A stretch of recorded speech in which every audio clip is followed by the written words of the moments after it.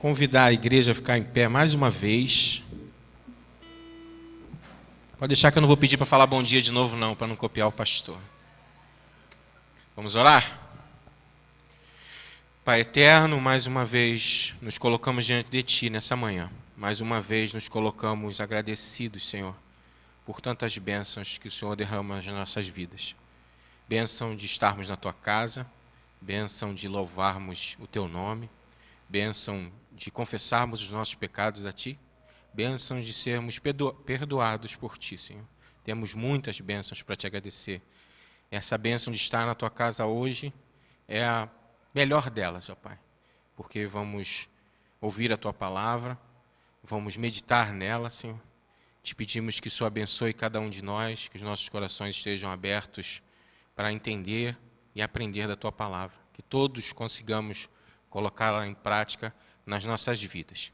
Fala, Senhor, conosco agora.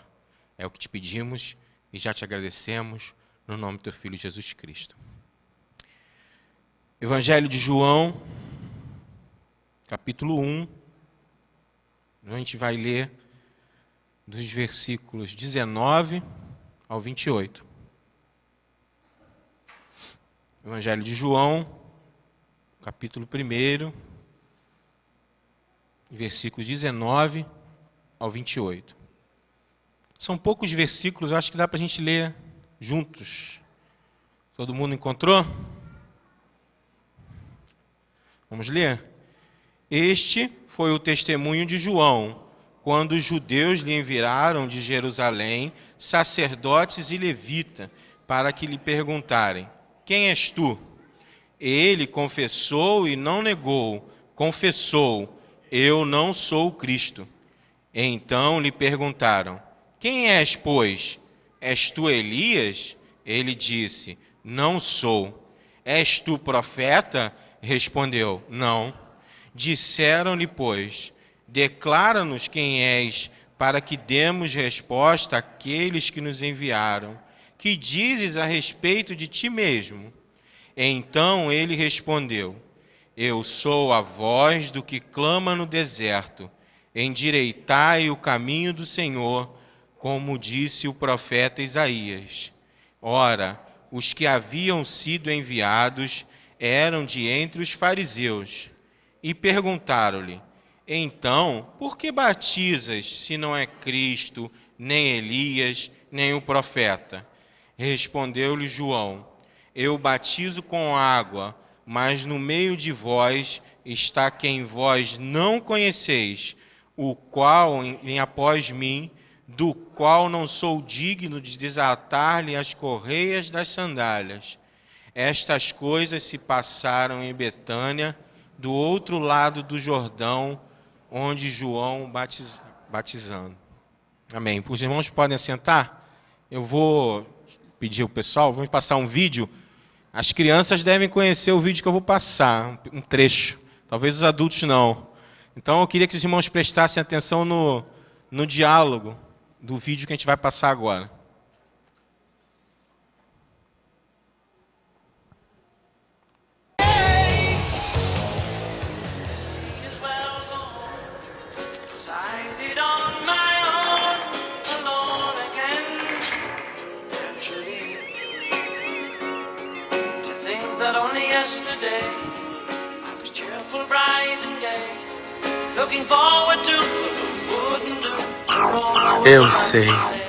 Eu sei, sempre com sede, nunca satisfeito.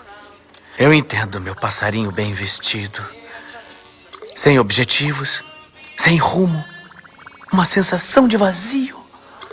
Como lida com seu vazio? Going off the rails on a crazy train, senhor! Agora não, criado. Eu estou tendo uma intensa discussão existencial com esse enfeite de plástico inexpressivo. Algum problema, senhor? Para só para pensar. Nós temos tudo. Porém, não temos nada. Tudo está fácil demais. Desculpe, mas agora eu boiei. Afinal, conseguimos, não é? Bom, foi o senhor que conseguiu. É, já deixou isso bem claro. Então por que é que eu me sinto tão melancólico? Melancólico? Infeliz. Ah, entendi. Bom, e que tal se amanhã a gente sequestrasse a Rosane Rocha? Isso sempre deixa o senhor tão animadinho. Foi uma boa ideia, criado. Mas sem ele, do que adianta? Ele, senhor? Esquece. Ah, tá bom. Então, enquanto o senhor fica aí pensando, acho que vou aproveitar para me desligar um pouquinho.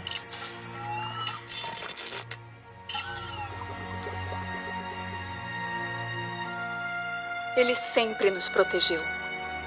Era infalível. Eu acho que não lhe demos o devido valor porque nós só percebemos o que tínhamos de bom depois que ele se foi. Sentimos saudade, Metroman. Eu sinto saudade. E eu só tenho uma pergunta para o Megamente. Está feliz agora? Eu sou Rosane Rocha, falando de uma cidade sem herói. A seguir, estão prontos para se tornarem um bando de escravos? Tudo o que precisam saber.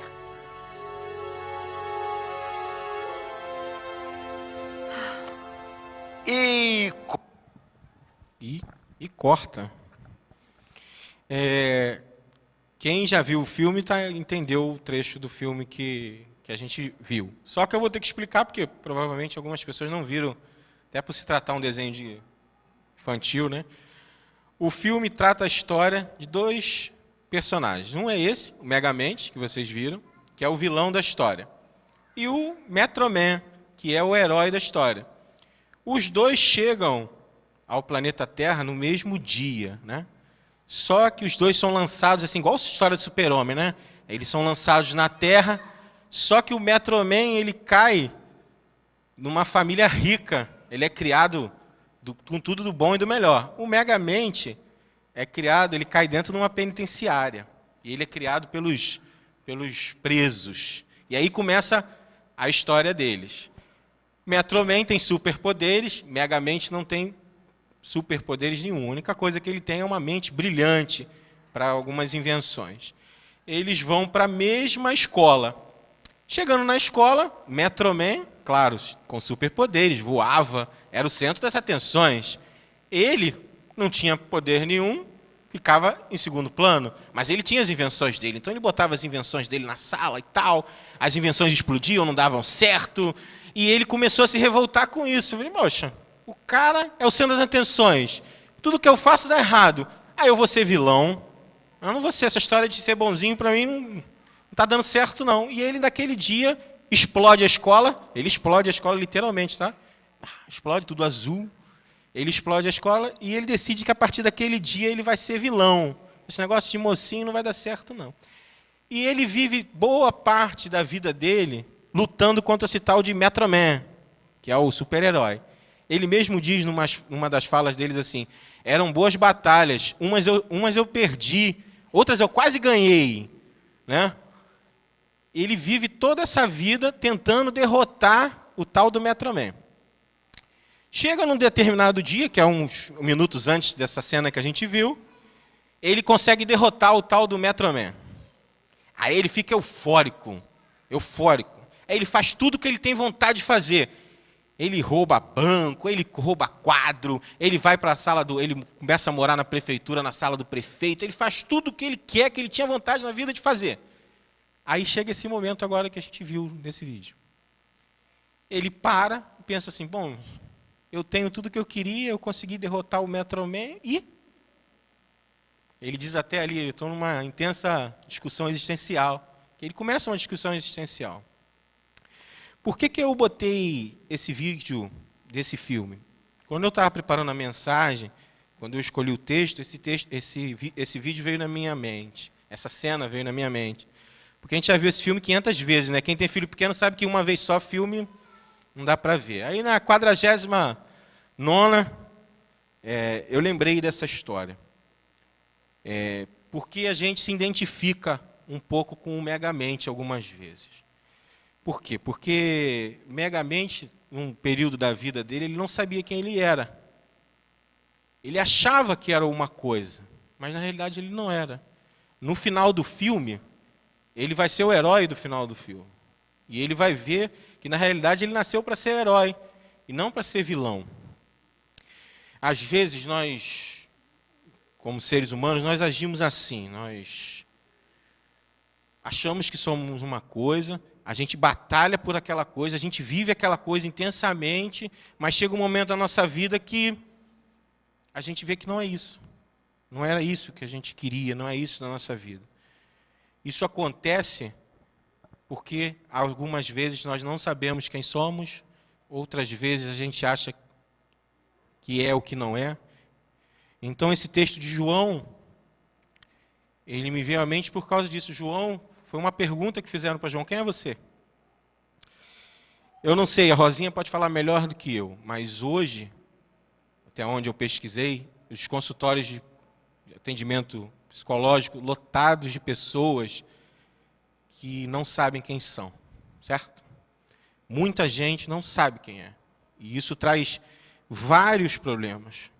Eu listei alguns problemas, eu não sou da área, mas eu listei aqui 3. Problemas de pessoa quando a pessoa não sabe quem ela é. Primeiro, falta autoestima. Bom, se você não sabe quem você é, você não vai se valorizar, concordam comigo? Eu não sei quem eu sou, como é que eu vou valorizar uma coisa que eu não sei? A pessoa começa a ter problema aí. Outro problema que acontece com frequência, e isso aí, jovens, não são só com vocês não, tá? As pessoas não avançam na vida profissional, sabe por quê? Porque o cara é médico, se formou, mas na realidade ele queria ser engenheiro. O cara é pintor, ele pinta, mas ele queria na realidade ser marceneiro. Então ele não avança na vida profissional, porque ele não se conhece, ele não sabe quem ele é. Se ele soubesse quem ele é, ele provavelmente, em vez de fazer medicina, teria feito engenharia. E ao invés de fazer o curso do Senai de pintor, ele teria feito de carpintaria. Né? E um terceiro, que eu vejo como importante também: não vivem a sua própria vida.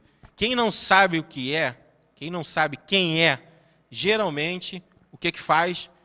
Ele olha para o lado. Aí ele olha para o lado assim, ele vê uma pessoa, ele se identifica com ela, e ele passa a não viver a sua vida, ele passa a viver a vida da pessoa. Vocês conhecem pessoas assim? Eu conheço várias assim, que não vivem a sua vida, vivem a vida da pessoa, porque elas não sabem quem são. E acabam vivendo a vida da pessoa. Hoje, fazendo esse estudo, eu entendo melhor por que tem tanta gente que se preocupa mais com a vida do irmão do que com a sua vida.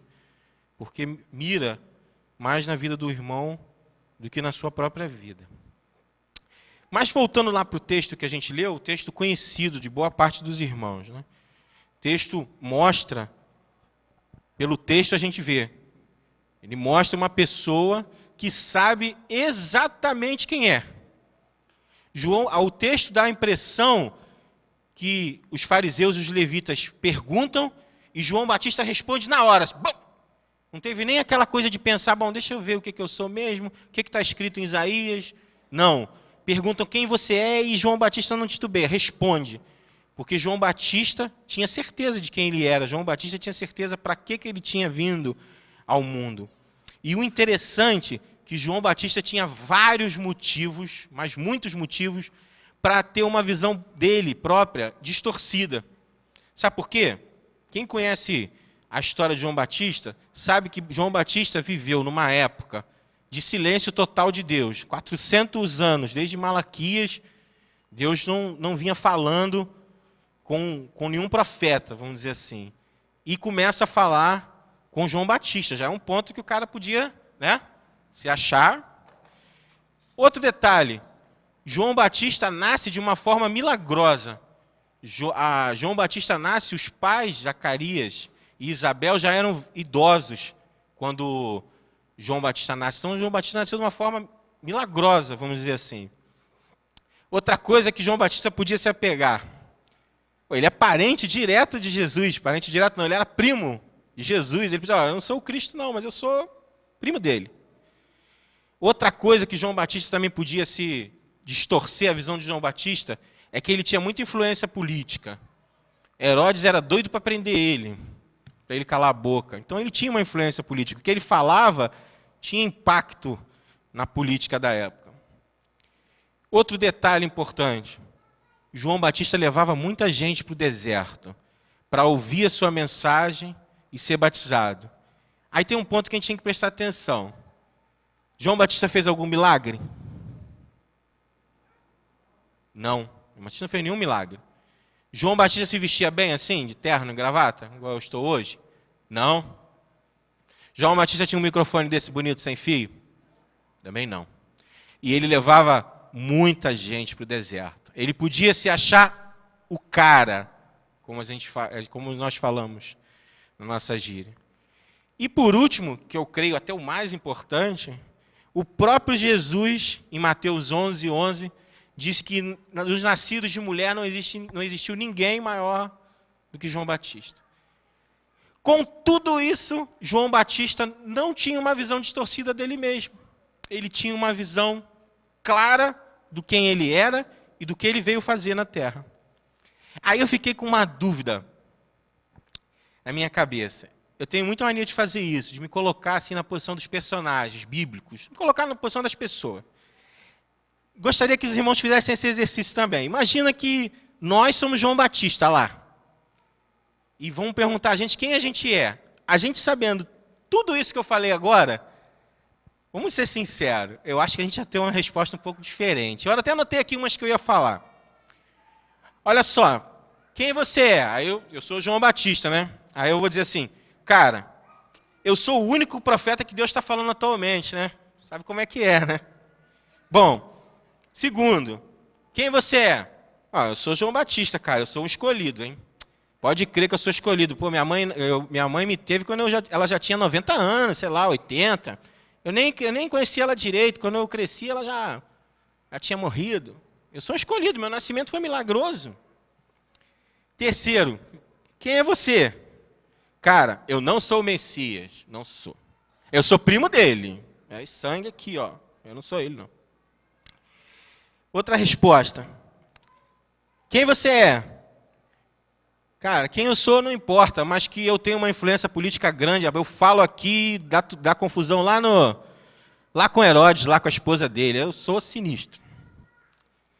E por último, eu ia dizer assim, cara, eu sou um pregador evangelista de primeira linha. Eu prego, olha só como é que eu sou bom, ó. Eu prego no deserto, o pessoal vem aqui me escutar. Eu não fiz um milagre, o pessoal vem aqui escutar o que eu estou falando. Eu prego assim, ó, desse jeito, com pele de animal. Parecia, hoje, se o João Batista entrasse aqui, a gente ia talvez travasse ele na porta, né, como mendigo.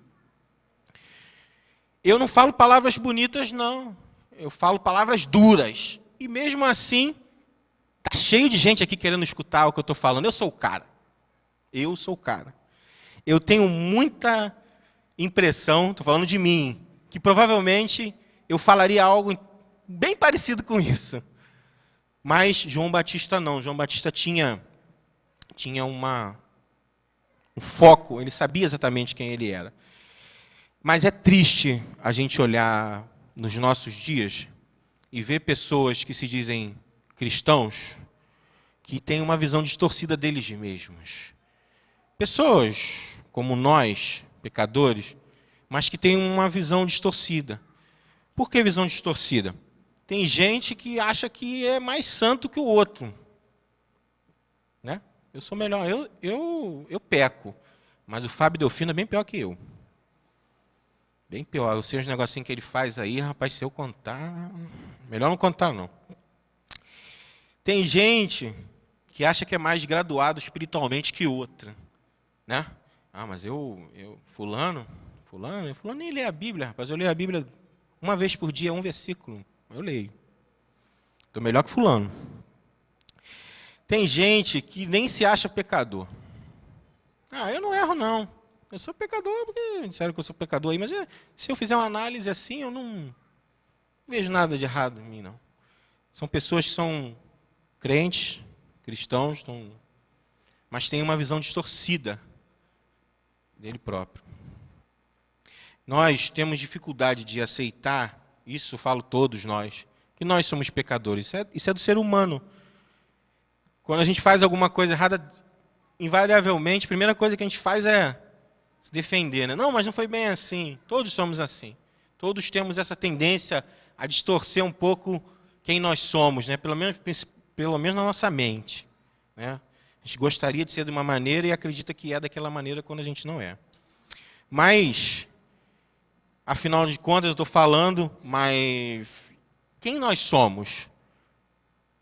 Eu procurei na Bíblia, e a Bíblia tem resposta para tudo. E eu achei na Bíblia quem nós somos. E eu separei só 9, a gente podia falar várias. Eu gostaria de... Pode passar aí para mim, por favor. Primeiro, nós somos imagem de Deus. Vamos ler, eu projetei os textos, vamos ler todos juntos. Tá? Gênesis 1, 27, vamos lá. Criou Deus, pois o homem, à sua imagem, a imagem de Deus o criou, homem e mulher os criou. Ficou faltando ali que foi de madrugada, cortou ali o criou. Mas vamos ler comigo? Primeiro, somos imagem de Deus. Vamos repetir. Somos imagem de Deus.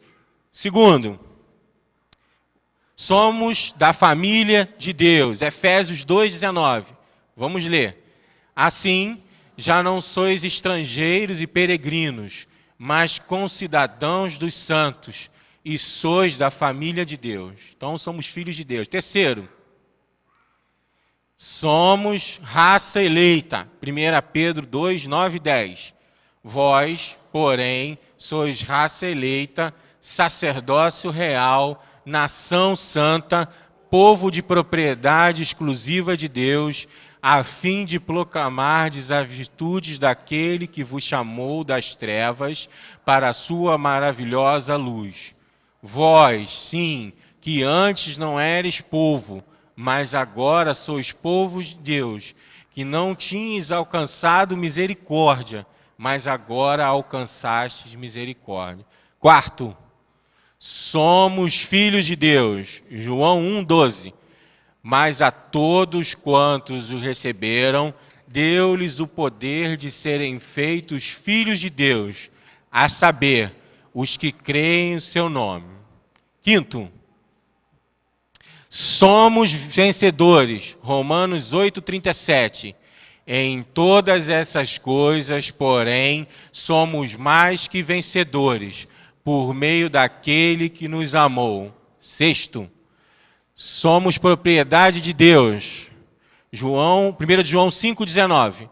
Sabemos que somos de Deus e que o mundo inteiro jaz no maligno. 7. Somos embaixadores de Cristo. 2 Coríntios 5,20. De sorte que somos embaixadores em nome de Cristo, como se de Deus exortasse por nosso intermédio em nome de Cristo, pois rogamos que vos reconcilieis com Deus. 8. Somos santuário do Deus vivo. Os irmãos desmoreceram, hein? Vamos ler, hein? Somos santuário do Deus vivo. 2 Coríntios 6,16. Que ligação há entre o santuário de Deus e os ídolos? Porque nós somos santuário do Deus vivente. Como ele próprio disse, habitarei e andarei entre eles. Serei o seu Deus e eles serão o meu povo. 9. Somos testemunhas de Cristo. Atos 1,8. Mas recebereis poder ao descer sobre vós o Espírito Santo, e sereis minhas testemunhas, tanto em Jerusalém, como em toda a Judéia, Samaria e até os confins da terra. Irmãos, eu separei 9 textos, mas a gente podia ler aqui mais uns 15, pelo menos, que melhoram o nosso entendimento de quem nós somos. Se nós tivermos em mente boa parte desses textos, nós vamos começar a entender quem nós somos. Mas a gente viu que a gente tem dificuldade de entender quem a gente é, se a gente tem. A gente viu o que a Bíblia diz para a gente, o que Deus fala para a gente, o que nós somos. Aí a gente podia perguntar assim, bom, mas então o que acontece com o crente quando ele não sabe quem ele é, ou melhor, quando ele esquece quem ele é? Na Bíblia nós temos 2 exemplos. Aí eu vou botar o primeiro exemplo aí. Texto conhecido, eu vou ler.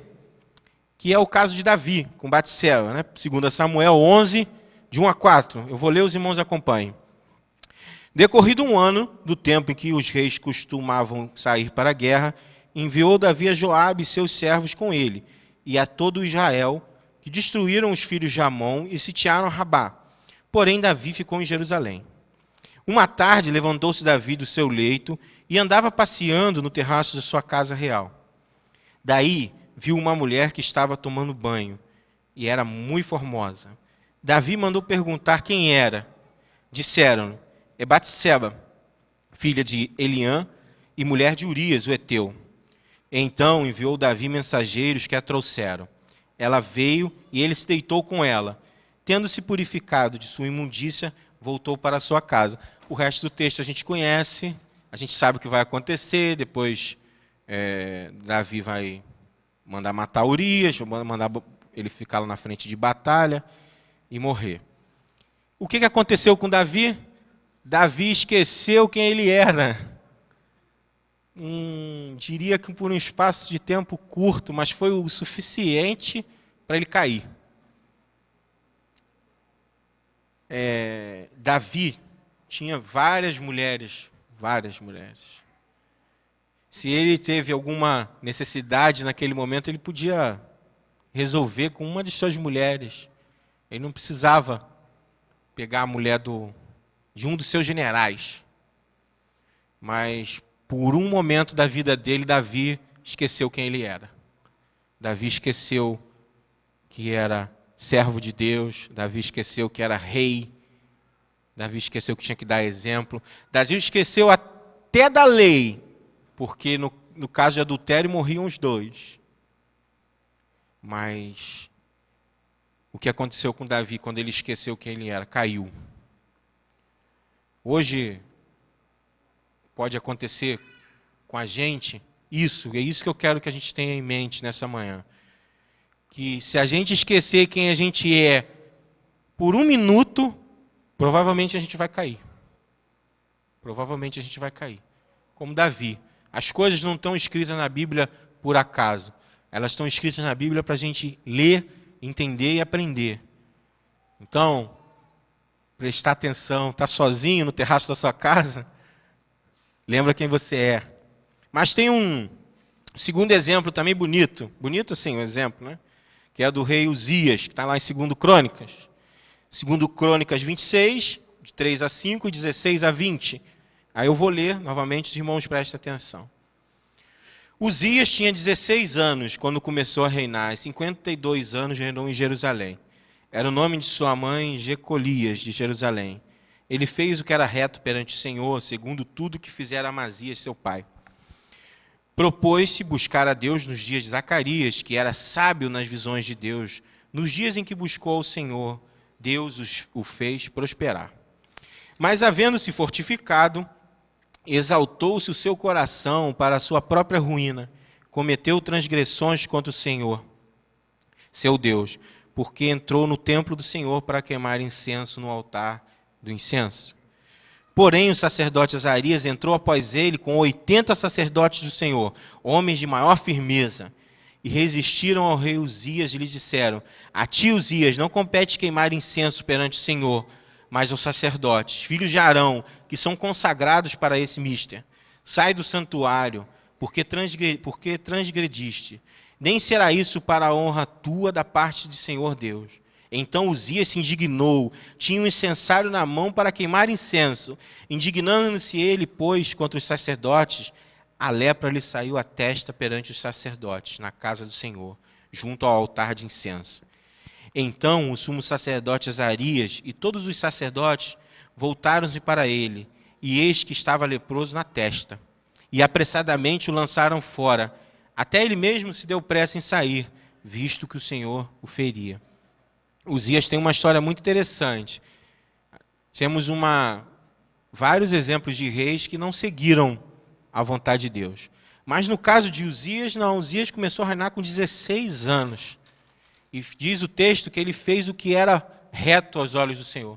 E Deus o fez prosperar. Uzias era um rei conhecido em toda a região de Israel, porque Deus tinha feito ele prosperar, tinha dado descanso a ele dos inimigos. Mas chegou um momento da vida de Uzias que ele, como Davi, ele esqueceu quem era. Uzias simplesmente esqueceu quem era, achou que era o cara, falou assim, sacerdote para quê? Eu mesmo vou pegar o incensário aqui e vou levar o incenso. Deus não está comigo? Está dando tudo certo? Eu não sou o cara? Vou lá.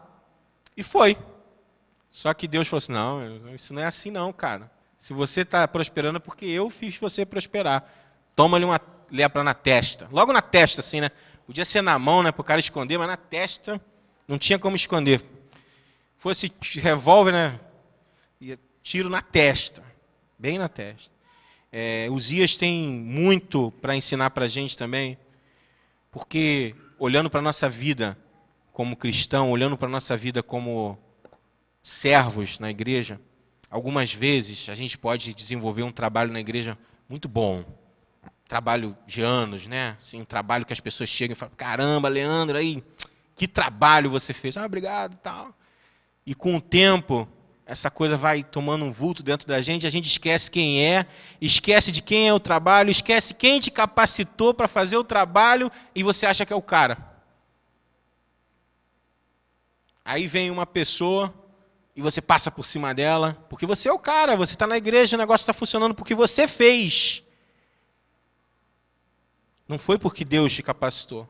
Foi mais ou menos o que aconteceu com Uzias. Uzias começou a pensar assim, bom, se tudo está dando certo, porque fui eu que fiz por onde? E foi e errou. Caiu, como Davi. E às vezes isso acontece com a gente também dentro da igreja. A gente começa a desenvolver um bom trabalho, esquece que é Deus que capacita as pessoas. E a gente começa a achar que nós é que somos bons naquilo. Eu é que sou bom em pregar. Eu é que sou bom professor na escola dominical. Não tem mais ninguém aqui melhor que eu. Não tem, tá? Brincadeirinha. Mas é uma falha que todos nós podemos cair. Por quê? Porque às vezes a gente esquece quem é. Uzias esqueceu quem era, caiu. Davi esqueceu quem era, caiu também.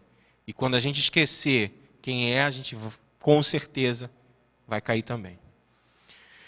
Os exemplos de Davi e de Uzias são bons para nos mostrarem as coisas que não devemos fazer.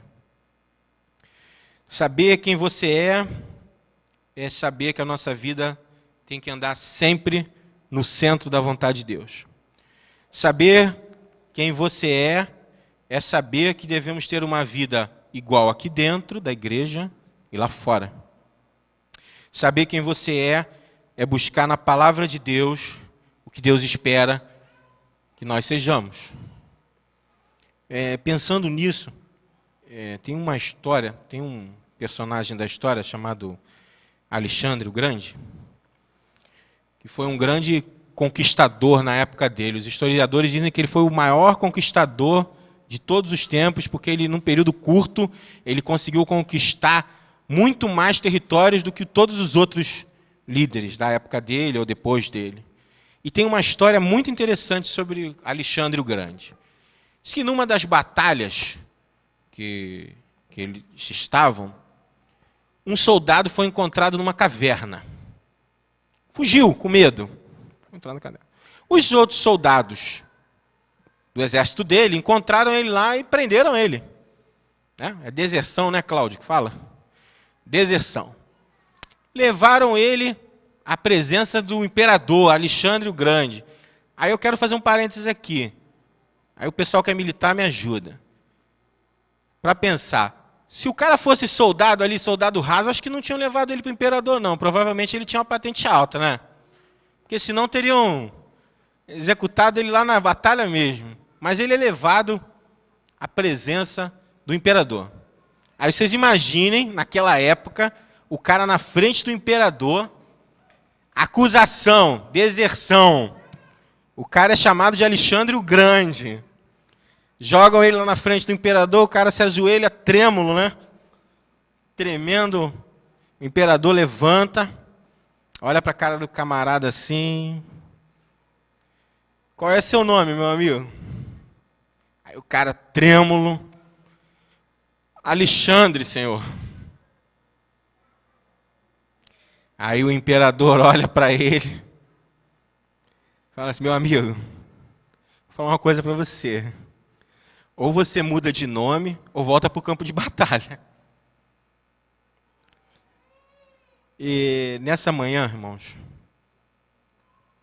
baseado nessa história de Alexandre o Grande, que eu queria que os irmãos refletissem, Jesus Cristo, queria que os irmãos imaginassem, Jesus Cristo fazendo uma pergunta, como Alexandre o Grande fez lá para o soldado. Quem é você? Não responda. Responda na sua cabeça. Jesus hoje, nessa manhã, está perguntando para a gente assim: quem é você? Aí eu tenho uma preocupação. Se eu fizesse essa pergunta agora aqui, todos nós falaríamos mais ou menos assim: eu sou cristão. Aí fica a pergunta e a reflexão para essa manhã.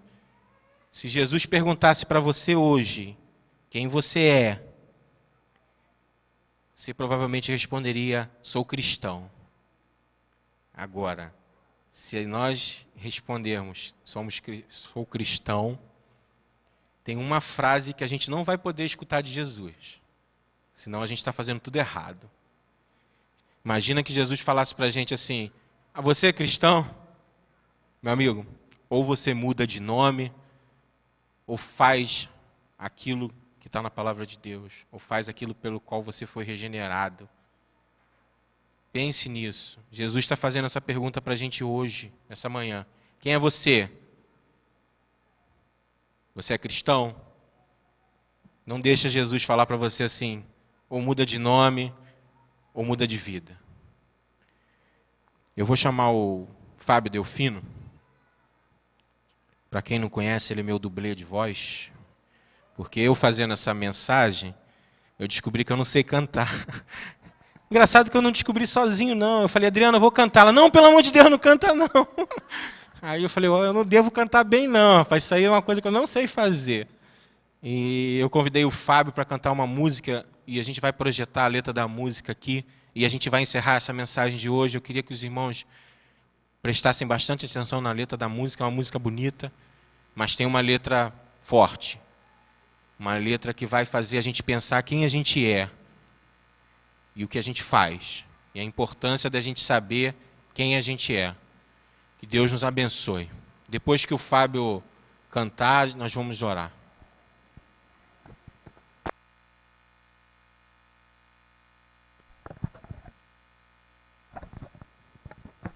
Bom dia. Solta o playback.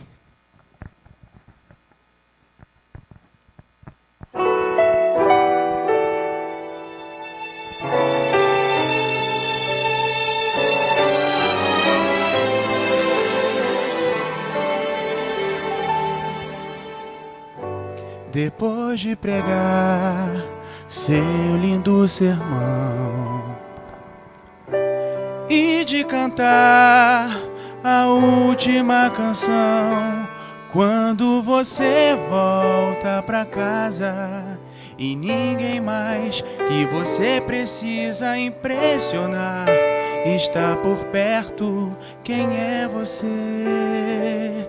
Quem é você? Quando ninguém vê, quem é você?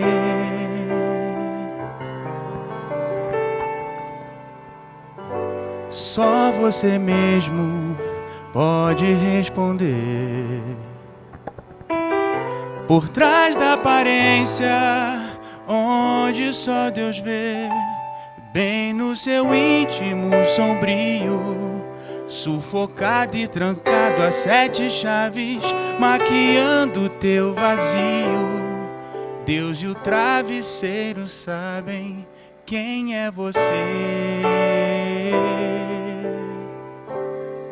Quando ninguém vê, quem é você? Quem é você? Quem é você? Longe do altar, o que Deus vai ver quando te sondar? Quem é você? Além de um domingo discurso e da máscara. Quem é você? Quando ninguém vê, quem é você?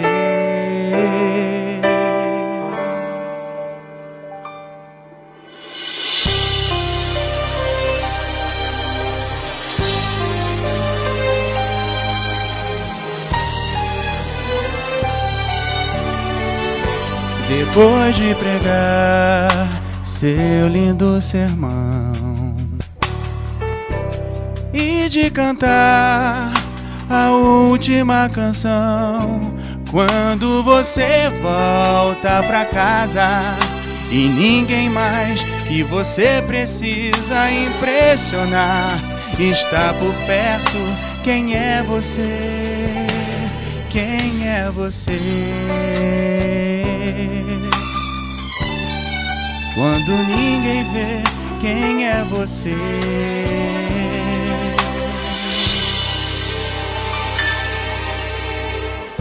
Só você mesmo pode responder.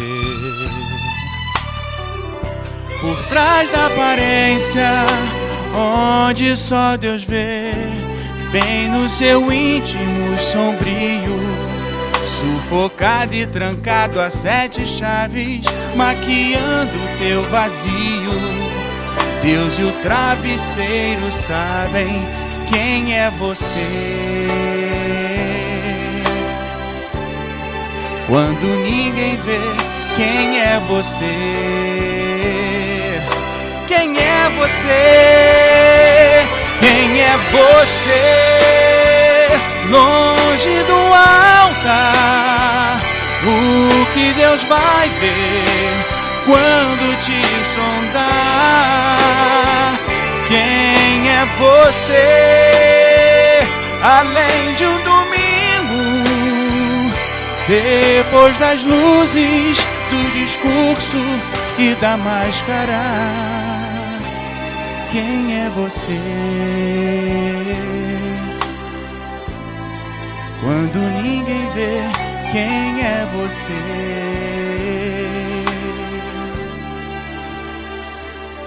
Quem é você?